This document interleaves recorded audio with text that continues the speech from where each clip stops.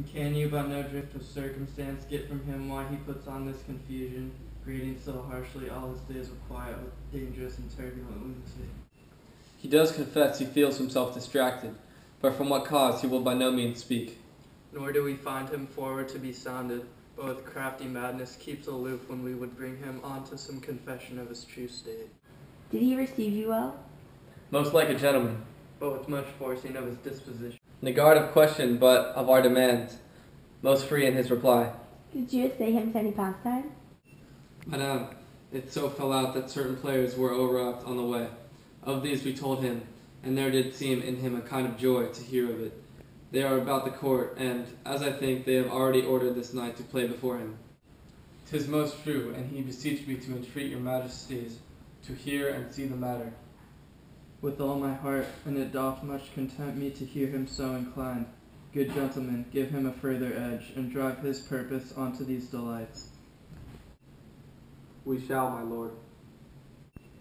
Sweet Gertrude, leave us too, for we have closely sent for Hamlet hither, that he as twere by accident may here affront Ophelia. Her father and myself, lawful espials, will go bestow ourselves, that seeing unseen, we may of their encounter frankly judge, and gather by him as he is behaved, if it be the affliction of his love, or know that thus he suffers for. I shall obey you, and for your part, Ophelia, I do wish that your good beauties be the happy cause of Hamlet's wildness. So shall I hope your virtues will bring him to his wonted way again, to both your honors. Madam, I wish it may. Ophelia, walk you here. Gracious, so please you, we will bestow ourselves.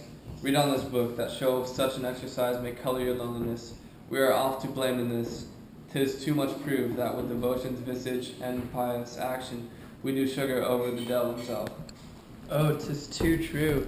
How smart a lash the speech doth give my conscience. The harlot's cheek beautied with plastering art is not more ugly to the thing that helps it, than is my deed to my most painted word, O heavy burden.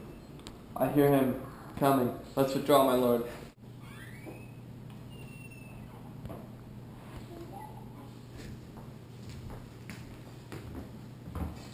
To be or not to be, that is the question. Whether 'tis nobler in the mind to suffer the slings and arrows of outrageous fortune, or to take arms against the sea of troubles, and by opposing end them, to die, to sleep no more, and by asleep to say we end the heartache and the thousand natural shocks that flesh is here to. 'Tis a consummation devoutly to be wished, and to die, to sleep, perchance to dream.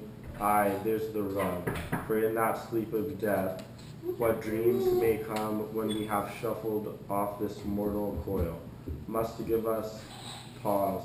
There's the respect that makes calamity of so long life, for who would bear the whips and scorns of time.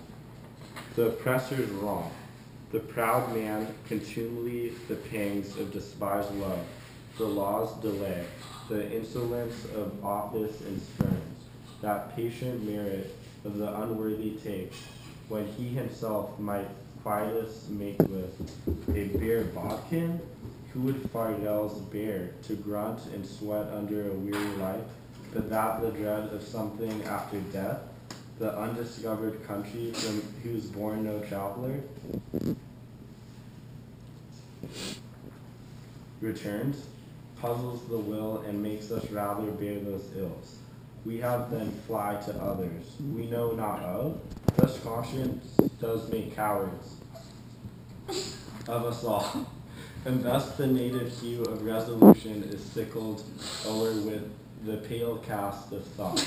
And enterprises of great pitch and moment with disregard their currents turn awry, lose the name of action. Soft you now, the far occasion.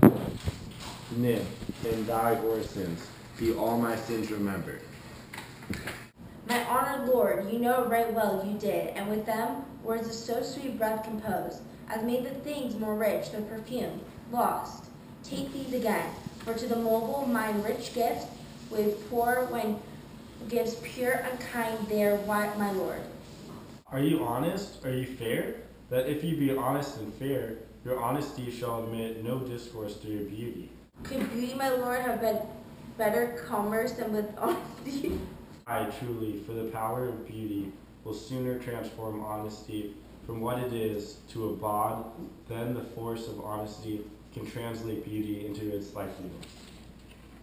This was sometime a paradox, but now the true gives it proof. I did love you once.